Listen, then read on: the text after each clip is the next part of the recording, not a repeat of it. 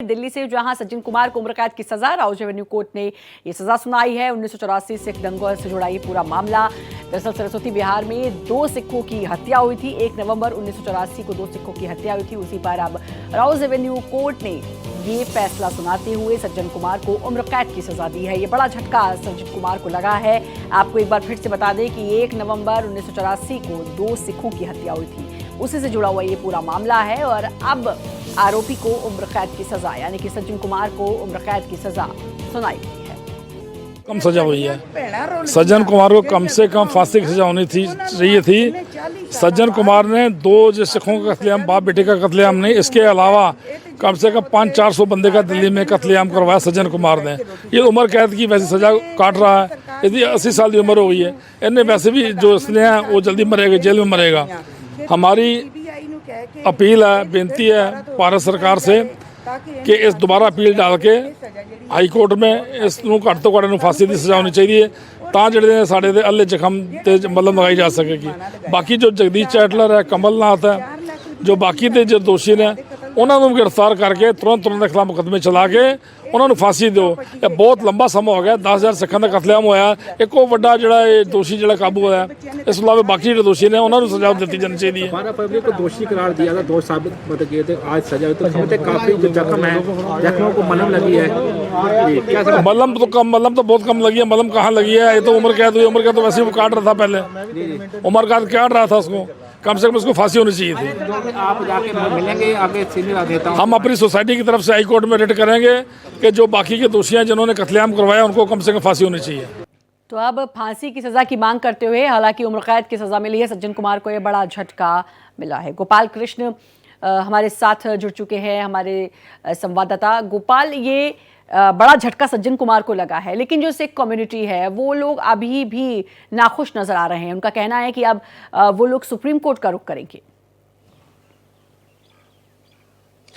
जी बिल्कुल श्रद्धा, आपने सही कहा, क्योंकि पीड़ित पक्ष जो है इस फैसले को स्वीकार नहीं कर रहा है। पीड़ित पक्ष का मानना है कि 40 साल बाद अदालत ने यह फैसला सुनाया है और उम्र कैद की सजा दी गई है, लिहाजा इस मामले में फांसी की सजा होनी चाहिए। हालांकि जो जेल अधिकारियों की तरफ से रिपोर्ट कोर्ट में दी गई थी, उस रिपोर्ट के मुताबिक सज्जन कुमार को फांसी की सजा नहीं दी जा सकती थी, क्योंकि उसकी उम्र 80 साल से पार हो गया है। वह कई बीमारियों से ग्रसित है और साथ ही यह भी कहा गया कि यहाँ तक कि उसे टॉयलेट के लिए भी एक साथ में व्यक्ति भेजा जाता है, इसलिए उसे फांसी की सजा नहीं दी जा सकती थी। जबकि पीड़ित पक्ष के वकील का कहना है कि जिस तरीके से 2 सिखों की सरस्वती बिहार में जो है दंगे भड़के थे, उसमें घर में जिंदा जला दिया गया था, वह जघन्यतम अपराध की श्रेणी में आता है और सज्जन कुमार को इस मामले में फांसी की सजा होनी चाहिए थी। SIT ने भी फांसी की सजा की मांग की थी निचली अदालत से। वहीं अगर बात करें सज्जन कुमार के वकील की, तो सज्जन कुमार के वकील ने सजा पर बहस के दौरान कहा था कि सज्जन कुमार का नाम पहले इस केस में नहीं था। दोबारा जब मामले की जांच के आदेश दिए गए उस दौरान उसका नाम शामिल हुआ था, लिहाजा कम से कम सजा होनी चाहिए, उम्र का लिहाज किया जाना चाहिए। जो जेल में रहते वक्त जो उसका कंडक्ट है उसको भी ध्यान में रखा जाना चाहिए और इन सभी पहलुओं को ध्यान में रखते हुए ही कोर्ट को सजा तय करनी चाहिए। अब पीड़ित पक्ष का मानना है कि जो निचली अदालत द्वारा आजीवन कारावास की सजा सुनाई गई है उसके खिलाफ वो हाई कोर्ट का दरवाजा खटखटाएंगे और हाई कोर्ट से यह मांग करेंगे कि उसे फांसी की सजा हो।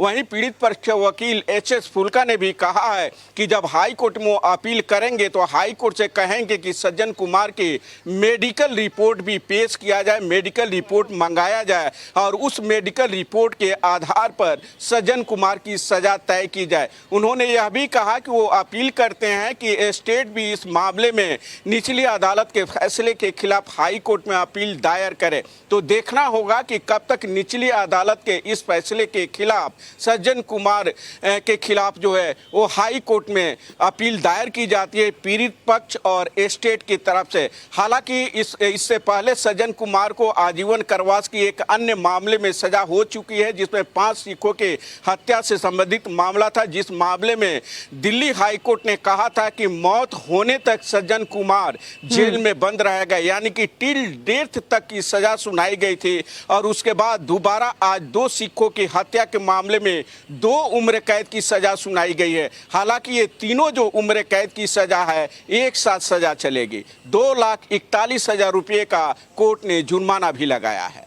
बिल्कुल, तो सज्जन कुमार को बड़ा झटका है, लेकिन सवाल यही है कि जो सिख कम्युनिटी है, जो लोग हैं, वो अभी भी नाखुश नज़र आ रहे हैं और उनका कहना है कि ये जघन्य अपराध है, जैसा कि आपने बताया गोपाल, और इसे जघन्य अपराध की श्रेणी में रखते हुए फांसी की सज़ा दी जाए। खैर, अब देखना होगा, क्योंकि सुप्रीम कोर्ट के रुख की बात की जा रही है, तो क्या सुप्रीम कोर्ट इस पूरे मामले में सबसे बड़ी बात कि एंटरटेन करता है सुप्रीम कोर्ट, और उसके बाद सुप्रीम कोर्ट एंटरटेन करते हुए इस मामले में क्या कुछ आगे कार्रवाई करता है, ये भी देखने वाली बात होगी। लेकिन जब ये सरस्वती विहार के 2 सिखों की बात होती है, तो ये एक भावनात्मक मामला इसलिए हो जाता है क्योंकि पूरे सिख कम्युनिटी जो है, और 1984 के दंगों को हम भूल नहीं सकते हैं, उसमें ये वाला एंगल और ये वाली जो मर्डर हुए थे, इसमें सिख कम्युनिटी जो है वो पूरी तरीके से इमोशनली इस पूरे मामले में इन्वॉल्व है। तो अब ये देखना होगा कि आगे क्या क्या स्टेप उनकी तरफ से लिए जाते हैं।